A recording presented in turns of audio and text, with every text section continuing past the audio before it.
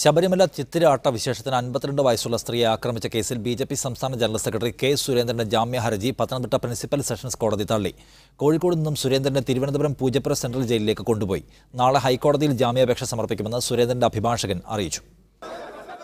52 വയസ്സുള്ള സ്ത്രീയെ മർദ്ദിച്ച കേസിലെ 13ാം പ്രതിയായ കെ സുരേന്ദ്രന്റെയും മറ്റ് 4 പ്രതികളുടെയും ജാമ്യാപേക്ഷ പത്തനംതിട്ട പ്രിൻസിപ്പൽ സെഷൻസ് കോടതി തള്ളി. കോടതി ജാമ്യം നിഷേധിച്ചതോടെ സുരേന്ദ്രൻ ജയിലിൽ തുടരും. 2016 കോഴിക്കോട് കമ്മീഷണറുടെ ഓഫീസിലേക്ക് മാർച്ച് നടത്തിയ കേസ് എന്നിവയിൽ Kozhikode judicial first class magistrate കോടതി സുരേന്ദ്രന് ജാമ്യം അനുവദിച്ചു. പോലീസ് ഗൂഢാലോചന നടത്തുകയാണെന്ന് സുരേന്ദ്രൻ ആരോപിച്ചു. അയ്യപ്പന് വേണ്ടി ആയുഷ്കാലം മുഴുവൻ ജയിലിൽ കിടക്കാൻ എനിക്ക് മടിയില്ല.